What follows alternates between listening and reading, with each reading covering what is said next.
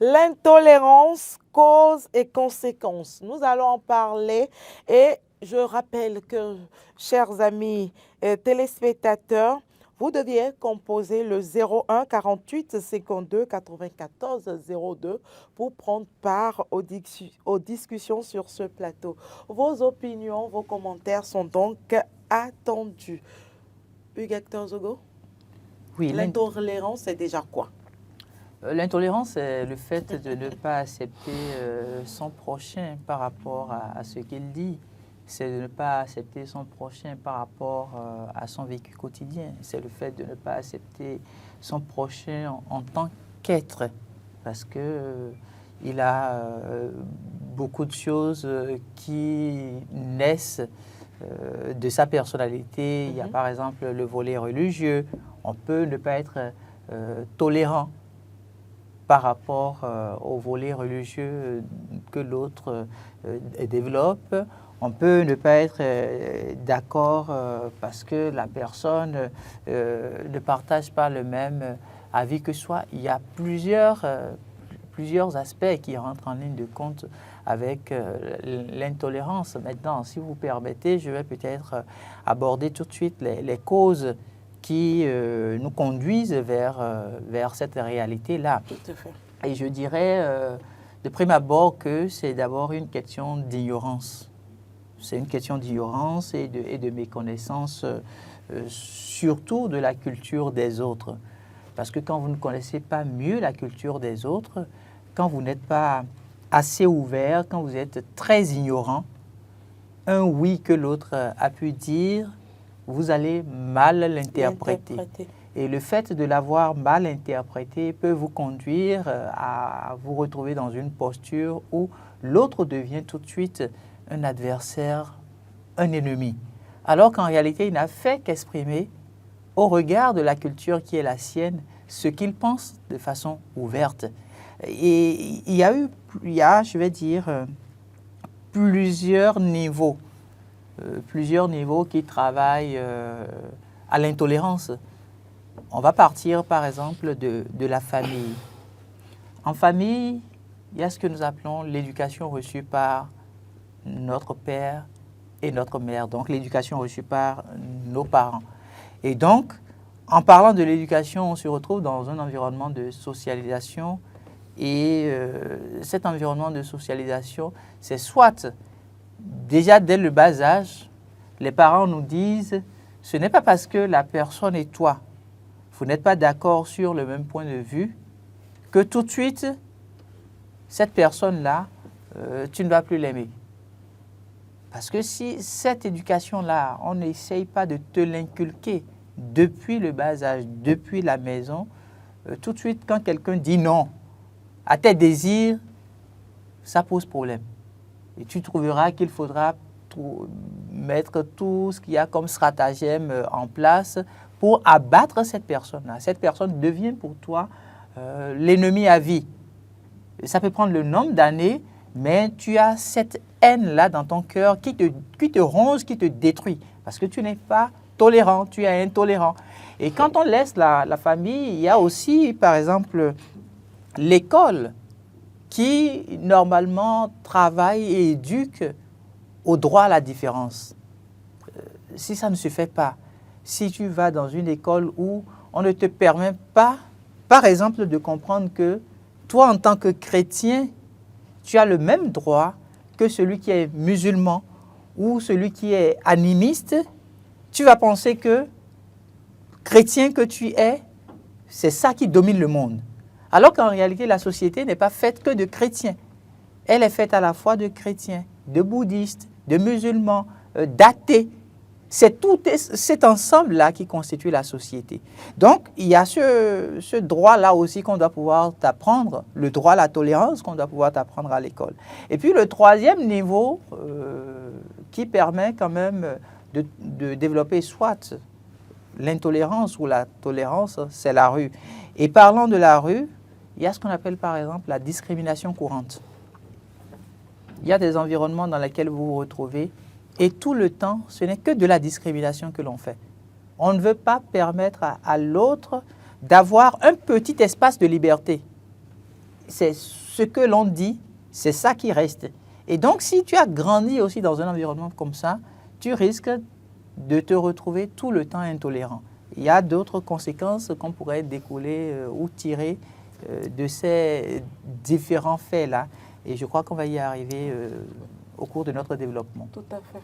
Roland Toneikes, l'intolérance, c'est quoi pour vous et quelles en sont les causes? Vous savez que moi, j'aime bien partir du dictionnaire pour permettre aux gens de comprendre, pour qu'on ne dise pas que c'est Laurent qui a dit. Tendance à ne pas supporter, à condamner ce qui déplaît dans les opinions ou la conduite d'autrui. Intolérance, comme exemple, on peut donner l'intolérance religieuse et l'intolérance politique. Moi, je ne vais même plus partir. Hugues a dit l'essentiel concernant notre éducation, notre milieu de vie. Je vais maintenant m'appesantir sur l'intolérance religieuse et l'intolérance politique. Religieuse en ce sens que aujourd'hui, le Bénin, on dit toujours que le Bénin est un pays laïque. Tout à fait. Mais est-ce que dans les faits, dans certaines communautés, la laïcité de l'État est de mise? Est-ce qu'on donne tout son sens à ce mot-là? Donc aujourd'hui, il revient, puisque l'autre synonyme de l'intolérance, c'est le sectarisme. Et on comprend clairement que certaines religions se croient parfois au-dessus d'autres, ou sautent d'autres qui diront que oui, le Bénin est le berceau de ci, et donc par conséquent, les autres religions sont des religions importées, n'ont pas le droit de citer. On connaît bien le débat. Donc il faut que les gens comprennent. Téléspectateurs en ligne, bonjour. Oui, comment allez-vous? Nous allons bien. Nous nous portons très bien. Et vous? À qui ai-je l'honneur? Je suis Évariste Kouagouncha. Monsieur Évariste, vous nous appelez d'où? Kouagouncha. Depuis Parakou. Bienvenue sur cette émission. Allez-y pour vos commentaires. Oui, j'ai vu que vous êtes en Monsieur Évariste? Monsieur Évariste? Vous voudrez bien vous éloigner un peu de votre poste récepteur. D'accord, madame, chère compagne. Allez-y. Oui. Ce n'est pas toujours fait. Je vois, je vais me éloigner un peu. J'ai suivi bel et bien ce que les deux éminents journalistes sont en train de dire par rapport à l'intolérance. Le numéro de mon ami qui est en costume à ma gauche, celui qui est avec votre droite, je ne connais pas son nom. Laurent. Laurent. Sur l'intolérance politique et religieuse. Moi, je vais très rapidement rebondir dans le sens de l'intolérance politique aujourd'hui au Bénin. Par exemple, la posture de notre chef de l'État, je parle bien et bien de Patrick Talon, ne nous permet pas, nous qui sommes des jeunes, de contribuer politique et positivement dans le domaine politique. Parce que tout ce qu'il fait, il y a de l'intolérance politique. Bon, c'est votre avis. C'est votre avis, hein? Pour une nation qui veut évoluer, pour une nation qui attend vraiment un développement socio-politique et économique. Et pourquoi vous l'affirmez? Je l'affirme à voir ce qu'il a dit. Et tout récemment, à l'Assemblée nationale, je cite, signé avec les usurpateurs du pouvoir politique. C'est que cette expression met à mal l'impartialité, le développement, l'union. Et alors, qu'en est-il alors notre devise qui dit la fraternité? Ça montre aujourd'hui que les Béninois aujourd'hui sont incompétents dans tous les domaines. À l'écouter. Ok. Merci à vous, Monsieur Évariste, on vous aura compris. Alors, donc, je parlais de l'intolérance religieuse aujourd'hui. Vous voyez un jeune d'Abomey qui est amoureuse de la jeune, si vous voulez, Ramziat, dont les parents sont de Parakou et dont les parents sont musulmans. Première chose, on dit, il n'est pas musulman. Vous ne pouvez pas vous mettre ensemble. Et soit les parents du jeune de Cotonou qui disent, oui, elle est musulmane, on ne veut pas de musulmane dans notre famille. C'est de l'intolérance, parce que Dieu a créé les cieux et la terre, Dieu n'a pas de religion. Seulement que c'est difficile, c'est vrai, parce qu'après, quand vous mettez ensemble, moi j'en ai connu, l'expérience est douloureuse, où la belle-mère me dit en face, si tu ne deviens pas musulman, tu ne seras jamais heureux avec mon enfant. Je connais la suite. Donc, il y a cette intolérance religieuse qui est un problème pour le vivre ensemble aujourd'hui dans notre pays, qui est un problème pour deux âmes qui se sont bien rencontrées et qui peuvent être heureuses du matin jusqu'au soir, mais à cause de l'intolérance religieuse, on ne peut même pas cette union. Et c'est pareil pour chez nous, l'Église évangélique. On est les premiers aussi à dire parfois, écoutez, est-ce qu'il prie comme nous? Est-ce qu'il a le Saint-Esprit? Est-ce qu'il est baptisé d'esprit? Donc, du coup, vous comprenez un peu. C'est difficile. Mais je laisse ça. Maintenant, je viens sur le terrain de l'intolérance politique. Fort malheureusement, vous avez choisi le thème sans nous consulter, mais ça cadre bien avec l'actualité. L'actualité. Le problème, c'est que l'intolérance amène les gens à ne pas accepter les critiques. C'est l'intolérance qui fait que les gens appellent les journalistes qui ont leur position opposant. C'est l'intolérance qui fait que quand vous dites que ce que vous faites, ce n'est pas bon, vous critiquez, vous dénoncez, vous faites une proposition, on dit que vous êtes opposant. Parce qu'on ne veut pas accepter la réalité en face. C'est l'intolérance, c'est pas autre nom. C'est l'intolérance qui fait que quand les autres courants politiques disent non, voilà ce qu'on peut faire pour garantir la paix, on pense que non, ils sont en train de perdre leur temps et qu'ils veulent perdre du temps. En réalité, on doit pouvoir faire preuve de tolérance, nous écouter les uns les autres, réfléchir sur ce qui est essentiel pour le vivre ensemble, réfléchir sur ce qui est essentiel pour garantir la paix. Quand je parlais de l'intolérance religieuse tout à l'heure, il arrive que dans des communautés, ça amène des tensions. Quand vous allez dans le nord du Nigeria, Boko Haram, mais vous ne pouvez pas aller là-bas avec Bible et vous prendre que vous n'êtes pas chrétien. Ils vont vous faire la fête en 24 heures. C'est pareil en politique. Téléspectateurs en ligne, bonjour. Bonjour, À qui avons-nous l'honneur? Ismaël. Monsieur Ismaël, bienvenue, allez-y pour vos commentaires. C'est tout juste pour vous accompagner, saluer les deux éminents journalistes. Ils vous répondent. Merci, monsieur Ismaël. Oui. Vous nous appelez d'où? Je vous suis tous les matins, surtout celui qui est à votre droite, monsieur Roland. Tonei Kessi, il est là tous les jours. Oui, vraiment. Je lui dis un petit bonjour ce matin. Merci. Vous nous appelez Merci, d'où? c'est encourageant. C'est encourageant. Priez pour nous. On a besoin de prier. Sincèrement, Roland. Merci beaucoup. C'est moi. Pas moins que mon collègue, mon confrère. Merci beaucoup. Oui, Hector Zoga. Merci à vous, monsieur Ismaël. Donc, j'estime que l'intolérance politique aussi peut être source de tension. Il faut apprendre à accepter les autres. Il faut apprendre à écouter les autres. Quand l'autre dit ce n'est pas bon, mais remettons-nous en cause pour voir pourquoi est-ce qu'il le dit. Est-ce qu'il y a possibilité de faire mieux pour garantir la paix? Est-ce qu'il y a possibilité de faire mieux pour garantir le vivre ensemble, pour que l'union des filles et fils du Bénin soit consolidée? Donc je crois qu'aujourd'hui, l'intolérance, on observe ça dans tous les domaines, mais il se fait que le constat est assez criard dans le domaine, si je mets du côté le domaine religieux, dans le domaine politique. Cela inquiète de plus en plus parce qu'on a comme l'impression qu'une minorité se croit toujours omnisciente et pense que les autres n'ont pas de cervelle, en tout cas dans leur tête, pour mieux réfléchir, et que c'est juste cette minorité qui peut réfléchir et décider ce qui est bien pour 13 millions de Béninois. J'estime véritablement qu'il va falloir retravailler cela et nous remettre tous les jours en cause. Et c'est ça qui nous grandit, c'est ça qui fait que même si nous ne sommes pas là demain, on se souviendra de nous pour dire il a été bon. Amis téléspectateurs, bonjour. Bonjour, monsieur le journaliste. C'est madame la journaliste, c'est elle qui anime, c'est pas nous. Madame la journaliste, bonjour. Merci. Bonjour, à qui avons-nous l'honneur? Non, mais c'est pas pour vous reprendre mal, hein, c'est juste pour... Ne prenez pas ça mal, j'espère. À qui avons-nous l'honneur? C'est monsieur Florent depuis Porte-Nouveau. Monsieur Florent, allez-y pour vos commentaires. Oui, je vous comprends. Bonjour, madame. J'aimerais dire bonjour. Oui, nous vous suivons. J'aimerais dire bonjour à vous, deux animateurs.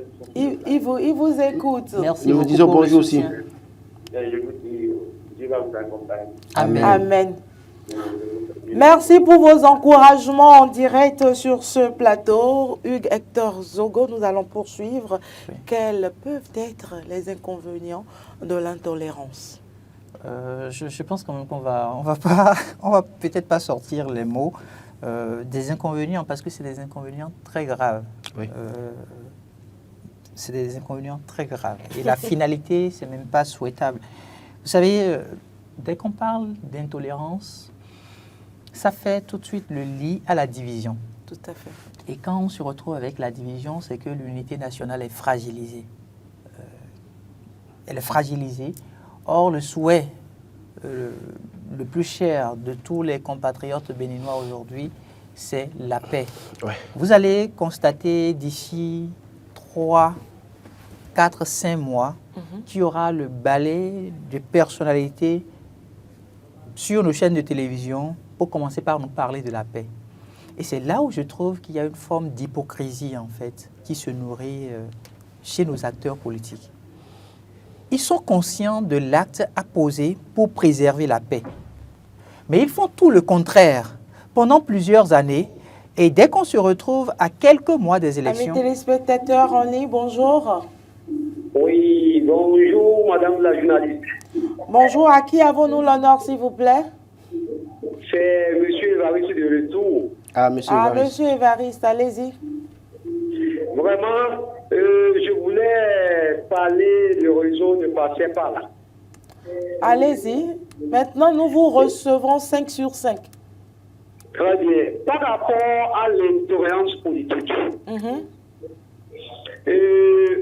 moi je trouve que c'est quelque chose qu'on devrait vraiment prendre au sérieux. Parce que l'intolérance politique amène l'instabilité politique. Ce que Hugues ne voulait pas dire. L'intolérance politique compromet la paix.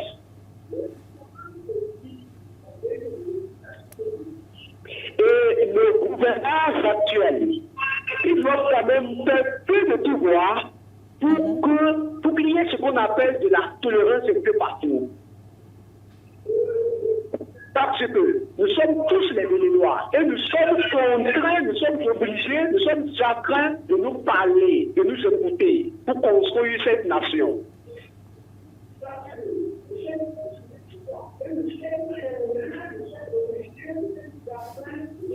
Je sais que monsieur écrasé, madame. Oui, monsieur Évariste, nous vous recevons, seulement que vous ne vous êtes pas éloigné de votre poste récepteur, ce qui fait que vous avez le retour de tout ce que vous êtes en train de dire. D'accord. Bon, je pense qu'il est C'est allé bon, à vous êtes l'essentiel. déjà allé à l'essentiel, hein, monsieur Évariste. Il y a un élément très clé là. Allez-y, pour finir. Donc, je disais tantôt que ça donne l'instabilité politique et que ça compromet la paix parfois. Je voudrais passer un message au chef de l'État. Il doit comprendre que nous sommes dans un pays de paix et que la démocratie aujourd'hui au Bénin, c'est d'abord le maillot de toutes bonnes choses. Il doit quand même faire feu de tout bois pour que nous nous parlions, pour que nous nous respections.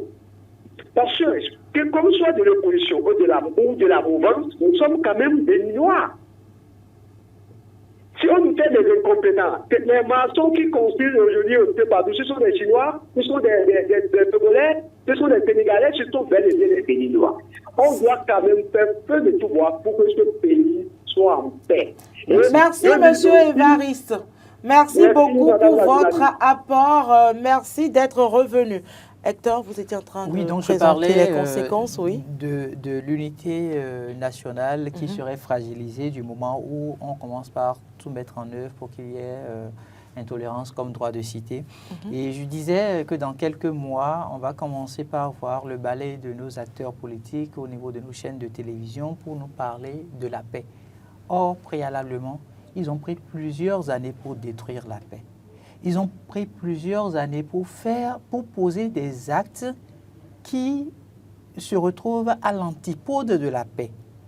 Et ils vont nous parler de la paix parce qu'ils savent que le peuple béninois tient énormément à la paix dans ce pays.